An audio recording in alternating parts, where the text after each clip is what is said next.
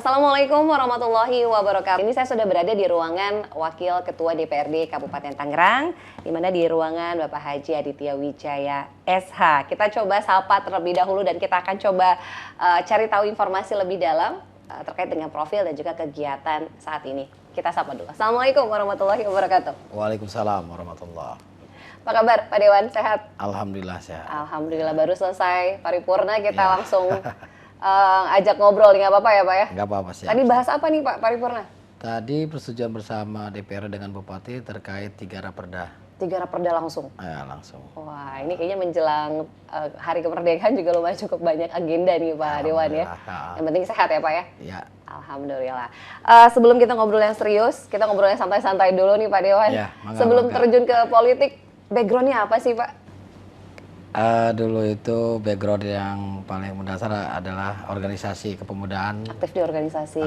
Terutama yang awal mengenal di organisasi itu Ikatan Remaja Masjid. Wah, Rohis ya kalau nggak salah ya.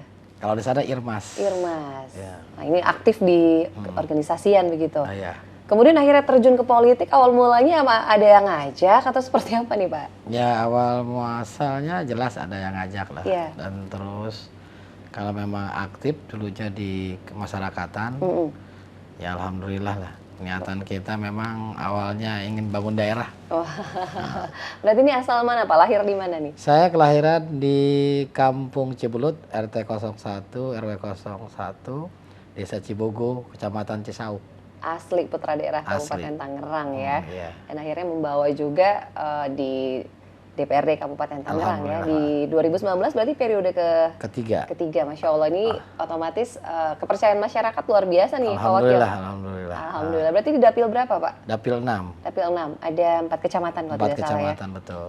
4 kecamatan apa aja nih Pak? Cisauk, Pegedangan, Legok, dan Kelapa II. Kelapa II, Masya Allah. Ini luar biasa nih, udah 3 periode masih setia di Kabupaten Tangerang.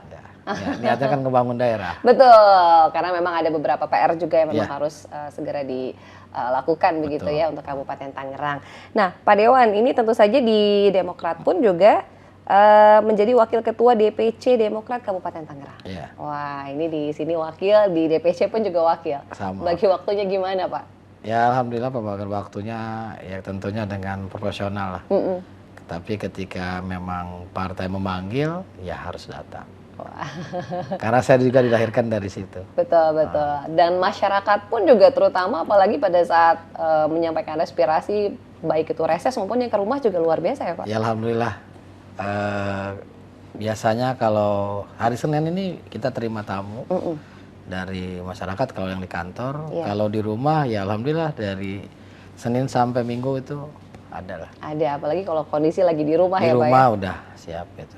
Keluarga gimana Pak? Mungkin sudah pastinya mendukung ya Pak ya? Ya jelas, kalau nggak mendukung mungkin kita nggak mungkin juga lah. Doa dari keluarga terutama ya Pak? Terutama dari orang tua lah. Iya. Ya, ibu saya dan juga istri. Dan anak-anak juga mendukung. Wah, ini jadi karena memang walaupun sudah... ada komplain dikit-dikit dari anak lah. Karena waktu mungkin ya Pak ya? Ya, waktunya. Waktunya banyak yang tersita ya? Ya, kita sampai rumah kalau udah ada masyarakat datang, ya kita harus terima. Betul. Apalagi mungkin aspirasi. Nah Pak Wakil, ini biasanya untuk masyarakat Kabupaten Tangerang yang mungkin datang atau mungkin dari Dapil, biasanya apa sih Pak yang memang diaspirasikan begitu? Ya pertama infrastruktur. Infrastruktur terkait lingkungan di wilayah-wilayah. Yang kedua terkait pemahaman hukum. Dan yang ketiga itu regulasi. Ya terkait masalah tata ruang ada di wilayah lingkungan. Gitu, Pak. Kemudian yang menjadi skala prioritas pada saat penyampaian aspirasi juga gimana nih Pak? Ya kita harus bisa memilah lah di situ. Terkait contoh kemarin dengan PPDB, itu alhamdulillah kalau kita mensosialisasikan terkait regulasi PPDB juga kita menyampaikan itu. Banyak yang tidak tahu, ya kan masyarakat bahwa sistemnya ini yang sekarang itu kan 50% untuk zonasi, 30% juga untuk prestasi, yang 15% yang afirmasi. Gitu. Nah ini kan juga banyak kewenangan yang mungkin banyak yang masyarakat tidak tahu, mana yang masuk ke provinsi, mana yang masuk ke kabupaten. Bagaimana nih Pak untuk memberikan pemahaman kepada masyarakat terutama? Ya pertama, jangankan untuk kewenangan kabupaten, provinsi maupun pusat. Iya. Ya kewenangan dari tingkat RT, RW sampai desa pun kita harus mensosialisasikan. Contoh aja infrastruktur dari jalan, jalan lingkungan, jalan desa. Iya. Itu juga kan kewenangannya dari berbeda-beda ya. Berbeda-beda, dan untuk jalan kabupaten juga kita sampaikan. Karena di sini masyarakat juga perlu tahu. Karena keterbukaan publik ini yang jadi dasar kita harus menyampaikan pemahaman tadi. Yang kemarin pun ada contoh kejadian juga terkait jalan lingkungan. Ya, terkadang jalan lingkungan ini belum diundangkan menurut peraturan desa. Nah, kita harus sosialisasi itu. Kita sosialisasikan ke BPD, sosialisasikan ke kepala desa bahwa jalan lingkungan itu ya harus ada peraturan desa yang menyatakan bahwa itu memang jalan lingkungan. Kalau dulu kan namanya desa hanya terdaftar saja di desa tapi tidak diundangkan. Kalau saat ini kan yang lingkungan itu juga harus ada peraturan desa yang menyatakan bahwa itu aset desa. Iya. Itu. Kewenangannya pun juga memang beda kewenangan desa biar nanti juga dalam pembangunan bisa diterapkan ke sana. Betul. Jadi masyarakat juga mungkin nanti akan sedikit demi sedikit tahu ya terkait dengan kewenangan tadi ya masuknya ke ranah yang. Ya, karena kan di wilayah-wilayah kita apalagi di Kabupaten Tangerang yang perbatasan dengan Kota Tangerang Selatan bahwa penyangga ibu kota, salah satu penyangga ibu kota, dan secara otomatis perkembangan juga cukup cepat. Dengan pembangunan ya sampai saat ini di kabupaten itu dengan adanya pengembang yang membantu investasi di wilayah kami, sampai ada desa tapi infrastrukturnya kota. Luar biasa ini. Jadi ada pemerataan pembangunan nih jadinya ya Pak? Iya, alhamdulillah kalau itu. Jadi tidak ada perbedaan lagi ya, mudah-mudahan ini lebih rata. Dari secara administrasinya desa, cuma infrastrukturnya kota. Contoh kita lihat di salah satu desa Kecamatan Cisauk. Desa saja udah ada apartemen. Desa punya apartemen. Fasilitasnya luar biasa. Ada mall. Ada hotel. Iklim investasinya juga baik berarti ya Pak? Alhamdulillah. Saat ini baik dengan perda RT RW yang dibuat di Kabupaten Tangerang untuk pemetaan wilayah. Sehingga untuk penopang pembangunan yaitu tadi sinergi dengan RPJMD maupun RPJPD. Dan otomatis pemerataan dari sektor ekonomi masyarakat sekitar pun juga bisa terangkat ya Pak? Betul. Nah, tinggal beberapa kecamatan kita juga sudah petakan, terutama oleh Bapeda dan pemerintah daerah Kabupaten Tangerang, bagaimana untuk menjalankan seluruh investasi perekonomian di wilayah kecamatan-kecamatan. Salah satunya ya kami dapat layak pemuda itu kan dibuatkan stadion mini per kecamatan. Yang terakhir nanti di Kelapa II. Wah, ini luar biasa, ini sarana juga ya? Iya, sarana untuk olahraga untuk pemuda di sana. Pemuda, ini juga luar biasa. Jadi kan menyalurkan bakat-bakat positifnya juga ya Pak ya? Oke, nah ini juga yang memang masih hangat nih Pak Wakil juga menyuarakan aspirasi teman-teman dari Forum Honorer. Nah ini sejauh ini seperti apa, mungkin boleh disampaikan progresnya Pak? Ya alhamdulillah saat ini kami dengan pemerintah Kabupaten Tangerang meregulasikan bagaimana para honorer ini yang sudah pengabdi dari mungkin ada yang 17 tahun yang lalu, 15 tahun, dari yang gajinya 200.000 dari awal ya Pak. Mungkin ya alhamdulillah sih kalau di Kabupaten Tangerang untuk guru saja sudah 6.000 lebih. Jadi mayoritas memang banyaknya di tenaga pengajar ya Pak? Iya, mayoritas tenaga pengajar. Sekarang kami sedang merancang juga untuk yang honor teknis. Kalau nakes ya alhamdulillah nakes sudah mencapai 600-an. Nakes tinggal yang teknis ini kita juga sedang memperjuangkan. Cuma tentunya dibarengi dengan kekuatan APBD. Betul, yang anggaran ya. Iya. Karena untuk penopang itu salah satunya APBD. Nah, kami dengan Pak Bupati yang saat ini, alhamdulillah Pak Jaki juga mengamini kalau untuk honorer ini diprioritaskan. Karena kebutuhan pegawai kemarin pun kita lebih besar kepada honorer dibandingkan mungkin dengan pengangkatan honorer menjadi P3K dibandingkan dengan yang PNS. Karena kami pada prinsipnya menyambut tahun HUT RI yang ke-78 juga, disinilah penghargaan pengabdian kepada negara. Sebagai pemerintah Kabupaten Tangerang, kita meregulasikan untuk penerimaan P3K supaya ya para honorer ini juga bisa terus mengabdi kepada negara melalui pemerintah daerah Kabupaten Tangerang. Ya, karena kebutuhan dari pemerintah Kabupaten Tangerang juga luar biasa, cukup tinggi begitu. Cukup tinggi. Dengan kuota ASN yang kurang memadai begitu ya. Kalau dihapuskan otomatis akan kekurangan SDM. Kekurangan pelayanan publik. Pelayanannya juga tidak akan berjalan ya. Tidak akan berjalan lah. Kita kan dengan 29 kecamatan.